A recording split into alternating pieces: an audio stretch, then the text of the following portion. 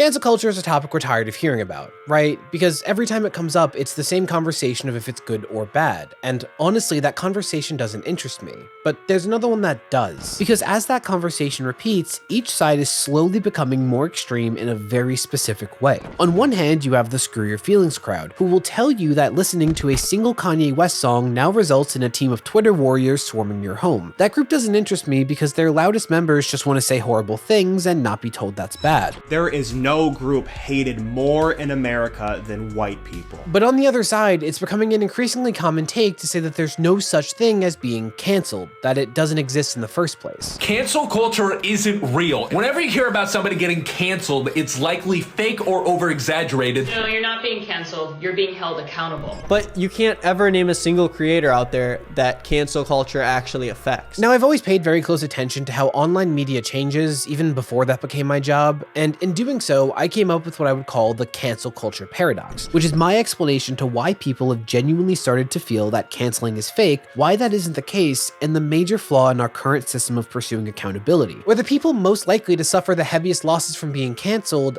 actually deserve it the least. So this isn't cancel culture bad, but rather unrefined. It can be very powerful and destructive, so let's not start saying otherwise. Now, before explaining the paradox, I need to set the definitions I'm using here. I know it seems obvious, but canceling is one of those words that's lost all meaning because it's become an umbrella term for whatever one wants it to. I define canceling as a collective effort sparked by a public figure's negative behavior. This effort often involves people outside of the celebrity's usual audience in order to impose substantial consequences, since they'd likely dodge them otherwise. In many cases, this is either for things done behind closed doors that would not be considered a crime, but instead scummy or exploitative, or responding to one's public statements by attempting to enact consequences beyond simple accountability. In such a campaign, the end goal is generally to end the individual's position of power or influence altogether because that person can't be trusted with it or no longer deserves it. Makes sense, right? Now, with that out of the way, why do some insist that cancel culture doesn't exist? Well, the main reason is pretty obvious. Take Louis C.K. He received universal backlash in 2017 for misconduct with women, yet earlier this year he sold out Madison Square Garden. Doesn't sound very canceled to me. Or Dave Chappelle. No matter how much backlash he receives for his statements on trans people, he can't stop making money and getting work. Same goes for J.K. Rowling. All of these people were canceled, yet still enjoy growing wealth and influence. So does that prove that there's no such thing as being canceled? Well, no. In the short term, take iilluminaughtii. Over the last 6 months, various collaborators have come out and shared experiences with her being abusive. And while before, her uploads were guaranteed to receive hundreds of thousands of views, iilluminaughtii now struggles to receive even a tenth of that, and most of her engagement is still negative. Now, I'm not even implying that she didn't deserve it, but I would call that cancellation a success so far. But okay, that's short term. Can I name a good example of someone suffering long-term consequences from being canceled? Well, yes, actually, Gus Johnson. See, 2 years ago, Gus faced massive backlash in response to accusations spreading in a very messy and misleading way concerning events that had taken place 3 years prior. Now, I'm not going to go into the minutiae of the situation for a fourth time because, honestly, I don't want to and it's not relevant to my point, but in the immediate aftermath, Gus lost over 200,000 subscribers and his subscriber count is still going down. Even more, his videos were originally hitting 1 million views consistently. In fact, a good majority were. Yet of the over 50 videos that he's posted since the dust settled, only 2 have been able to hit that number, one of which was a sequel to his most popular video ever. Now, because the rest have still hit the hundreds of thousands, the cancel culture is a lie crowd might roll their eyes and say he's doing just fine. And look, he's doing just fine, guys. He hasn't got a career to save because he's getting 300,000 views a video. People are speaking about this dude being cancelled, but the guy's killing it in terms of views. He's doing absolutely fine. To which I would say, no one argued that getting canceled means being taken out back old Yeller style. It just means that significant damage occurred, and in Gus's case, I don't think you can even try to argue otherwise. And that's still not mentioning the permanent or continuing loss of multiple sources of income for him, as well as social consequences. And this all stemmed from increasingly misrepresented events from now 5 years ago, which one of the largest streamers in the world has even pointed out more than once. Hell, after 6 months, Gus was actually able to shift public perception of those events dramatically, though I'll get to that. Yet despite what it is arguably the best case scenario of getting canceled, short of fully exonerating yourself, the fallout is still very potent 2 years later. So yes, I think we can all agree that getting canceled is a very real thing that can have long-term effects, regardless of if you think it's typically earned or not. So what determines if someone being canceled actually sticks? What's the difference between the public toppling someone's career and not even making a dent? Well, first, there's an obvious difference between the two groups I provided. Power. Simply put, the larger someone is, the harder they are to topple. J.K. Rowling is the mind of one of the world's largest media franchises heavily based in childhood nostalgia. If idiots keep buying Pokemon games that barely work because of childhood nostalgia, you could see how she has staying power. And Dave Chappelle and Louis C.K. are two of the largest names in modern comedy. So even if millions of people boycott these individuals, it's unlikely to make a dent, especially since their careers are in mainstream media, not the internet where cancellation is most prominent. Whereas Gus and Illuminaughtii are YouTubers. Very prominent ones, yes, but wielding nowhere near the power and influence of the other three. And for content creators, their careers are entirely based on the internet liking them, so you could see how online backlash could be ruinous. So there you have the first reason I would argue that canceling is least effective when it's most needed. The larger someone's platform, the more harm they can publicly do, yet there's much less that can be done to them unless it's straight up a crime, which also isn't being canceled. But I just said that was the first reason. What's the second? Well, we've established that content creators are most susceptible to successfully being canceled, right? Now, what if I told you that every single time we put out any piece of content, we are deciding exactly what's going to be our undoing? And in some cases, this even applies to mainstream celebrities. The same thing that public figures do in order to have a career also spells how it will end. And as a result, the exact thing that gets one person canceled can actually strengthen the career of another. Yeah, let me explain. With personality-based celebrities, both online and mainstream, there is usually a very specific brand that has been developed. In fact, that brand is almost always entirely focused on one really strong value or idea. And so the revelation that someone is not sincere about that image is what will ultimately undo them. Just take a look at iilluminaughtii. All of her videos shared a common theme, fighting back against those in power exploiting the more vulnerable. She crafted a very virtuous image. So when it was alleged that she abused her power to hurt the more vulnerable, whether by spreading false information or financial extortion, she paid people to dig up dirt, make alt accounts, harass me for months. Why? These people who were your friends, and then when they finally couldn't take how you treated them, you immediately turned on them. I'll get into how over time Blair would have controlled every aspect of my life, be it transportation, income, and housing. I just don't want to lose my home or lose it from retaliation. You can see how that would be a problem coming from her of all people. Meanwhile, Andrew Tate would brag about extorting women to the applause of his viewers because his whole brand was about teaching men to dominate women. So why would it be a problem for him to do that? In fact, maintaining a negative brand lets you get away with nearly anything. Sneeko says sexist and homophobic things on a daily basis while he paints the narrative that he's some extraordinary alpha. What does a woman bring to the table? Nothing! You don't pay for shit. You make no sense. Your pussy stinks. You're annoying. You believe in astrology. You have no logic. All you do is disagree. You think you're toxic and crazy.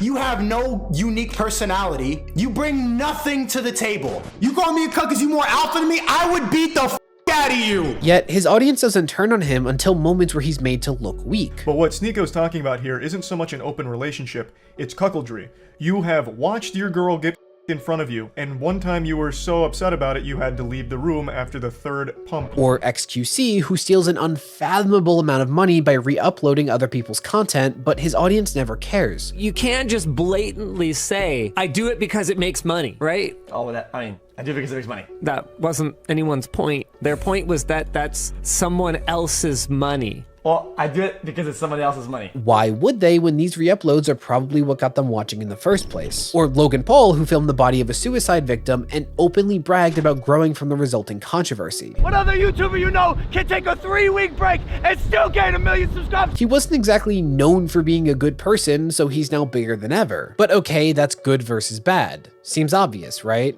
But it gets a lot more specific. Take Ned Fulmer. Ned lost absolutely everything to his name for cheating on his wife with an employee, which yeah, is bad, but let's face it, people get away with way worse on a daily basis and shrug it off. Why was he different? I mean, it's been a year, yet he still hasn't returned to the internet. Well, his whole brand was about being a loving husband. My wife. My wife. My wife. My wife. My wife. My wife. My wife. My wife. My wife. My wife. To the point that he made merch and gave seminars that highlighted how good his marriage was. You think you have a better marriage than John? I assume so, yeah.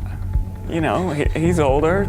Marriages tend to, you know, not get as good as they get older. So being the wife guy that cheats on said wife, that'll do it. And this exact idea of brand betrayal is what most effectively sinks the careers of mainstream powerhouses in conventional media. Again, take Chappelle. His style has always been shooting straight and saying it how it is. Only one I feel sorry for is that Lewinsky. I feel a little sorry for her. Don't y'all feel a little sorry for her at all?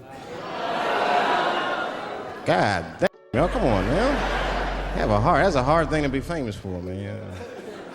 I mean, nobody want to be the most famous sucker of all time. So hot takes aren't going to upset his audience, right? But let's take it in the opposite direction. Tell me if this sounds familiar. A television juggernaut maintains a carefully crafted image centered around kindness and being wholesome. This propels them to stardom and a long-running talk show that sees massive success, only for it to be revealed that said celebrity would actually be downright abusive off camera. Shortly after this revelation, their long-running show came to a sudden end, after which their ability to receive work was dramatically reduced. Ring a bell? Maybe two? Ellen DeGeneres and James Corden were at the top, but took a huge hit for actions that kinda don't really compare to what other celebrities get away with. But because they presented themselves as an example for us to follow. But it's World Kindness Day. Since I preach kindness every day, this is a big one for me. I've been studying kindness for the past 17 years on this show, and I thought I could help with some research that you know, like, I don't know, these are things that I've learned. So consider me your professor. This is like kindness 101. They were able to be effectively canceled. And it certainly didn't help that for both Ellen and James, their online presence massively contributed to their successes. Now, it is worth noting that someone up and coming can get canceled and ultimately blacklisted for different reasons, but I'm specifically referring to when someone is in a position of considerable power in their field and loses that overnight. So you have the second reason that cancel culture is counterproductive. The more harm that someone habitually does, the harder it's going to be to enact any kind of consequence. In fact, let me take that a little further. When you face widespread backlash, you're tasked with a very important choice: your response. And for most individuals that strive to be good people, their first instinct will likely be to apologize. On the other hand, one might refuse to apologize. They can instead double down, dig in their heels, and just keep on going. What if I told you that the morally worse option is the universally right choice? See, apologies are often seen as an admission of guilt. It is very rare for public sentiment to be meaningfully swayed because of an apology statement. In fact, it's almost unheard of unless it's part of a wider and very expensive media campaign. I met with suicide prevention experts. I made the Suicide Be Here Tomorrow video. As you guys know, I've pledged to donate $1 million to suicide prevention organizations. Usually, a response will only end a controversy if it in fact disproves the majority of the accusations. Take a look at Quite. He was able to completely dismantle accusations against him, and he went from receiving universal criticism to support. The same applies to Super Mega. They also faced cancellation this year and were able to successfully minimize the damage done by accusations after disproving most of them. And Super Mega even had multiple moments where they recognized personal failures that they were guilty of and responded to those with sincere apologies when needed. And even better, what they were guilty of was generally due to miscommunication rather than malice. I also think there were a lot of instances where there was heavy miscommunication, and I do feel like a lot of the receipts they brought to the table make it easier to understand where they're coming from. But that sincerity is crucial. iilluminauttii's response was disguised as an apology video, but actually focused on the character assassination of her accusers, including airing someone's suicide note in order to discredit them, all without ever actually refuting the accusations against her. And throughout the video, she basically never apologizes without a qualifier that portrayed her as the true victim.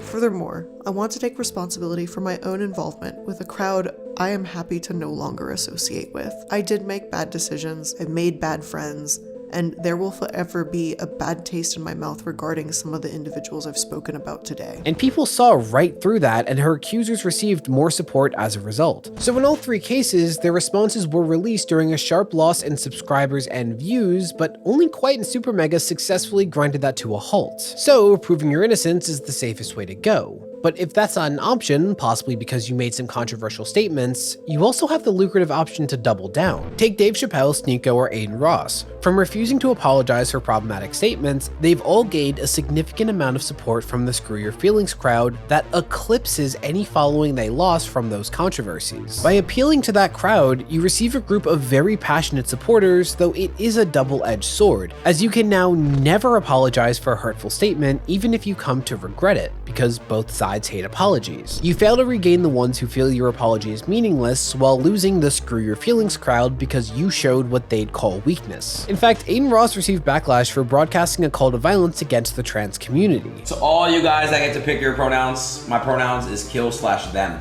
okay? All y'all, bro. Y'all are making the world a place, bro. In a subsequent stream, he did a bit where he pretended to start apologizing only to switch up at the last second. Basically something I said about offending some type of group of people, and I just want to, from the bottom of my heart, apologize for absolutely nothing, okay? I'm Adin Ross, and Adin Ross is gonna say what the he says. And if you look at his chat, his viewers went from yelling at him for apologizing to celebrating the 180. This caused Trainwrecks, Adin's friend, whose job includes making Kick look as appealing as possible to Adin, to call him out for being insincere because he was afraid of upsetting his viewers. Yo, Adin, if you're watching this, brother, I would argue that you have the... You're too scared to lead a group of kids younger than you. What you did right there about saying, oh, I apologize for nothing.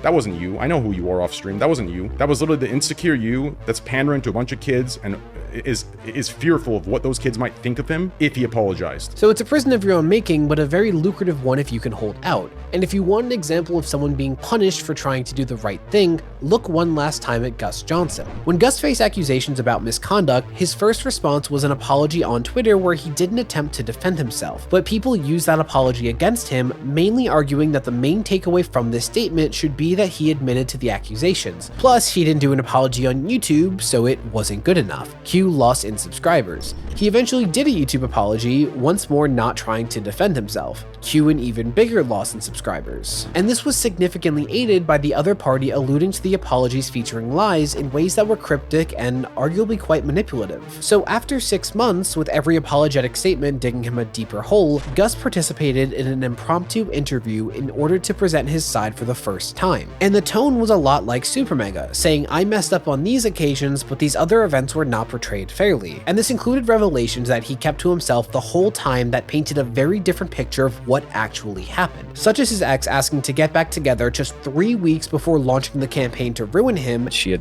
brought me some gifts and said that she wanted to get back together with me. And responding to his rejection by screaming at him and threatening to blackmail him. And she screamed at me and said, you know, you put out whatever you want, but don't say it was mutual. That's a lie. And she slammed the door and left my house. He also directly called out instances of this ex being misleading, and she eventually had to acknowledge one instance of spreading lies for her benefit. And right after the stream, Gus's loss in subscribers slowed substantially, and most people giving him negative engagement moved on, because the people still paying attention broadly arrived at the conclusion that the situation was far more nuanced than originally presented. So while it was still a respectful and apologetic response, Gus's one attempt to combat the accusations did more to his benefit than 2 separate instances of him being the bigger person. If he had provided those revelations from day one, you could argue Gus would be in a very different place now. Yet such a show of character ultimately hurt him. So you have the third prong of the cancel culture paradox. It is not profitable in the long term to apologize unless you're able to make a compelling argument against a significant portion of the accusations against you. You are much more likely to successfully recover by defending yourself or proving your innocence. But wait, that's the route most likely taken by people who suck. Meaning, a good person who has a low point exposed is way more likely to be ruined than a terrible person that hurts others daily. And there you have the cancel culture paradox. And the reason it can feel like canceling someone is futile. The people who deserve it most are the most immune to meaningful consequences, with the only real exceptions generally falling under specific situations that rely on a pre-existing brand backfiring. So of course it sometimes feels like there's no such thing as canceling, when the most powerful and corrupt ultimately escape its effects. So what point am I making? That cancel culture is inherently bad? No. Quite frankly, I'm not looking to pass judgment one way or the other. Instead, hopefully this helps explain why saying that cancel culture doesn't exist is ultimately an unproductive mindset that dismisses the huge responsibility that comes from us mobilizing in order to create consequences where they might be needed. Though despite that, I'm probably gonna get a comment about how it's cringe for yet another white man to make a video critiquing cancel culture, and how much you wanna bet he's straight too. To which I would say that it's incredibly reductive to make assumptions like that, though congrats on the statistically probable choice being the correct one. You win.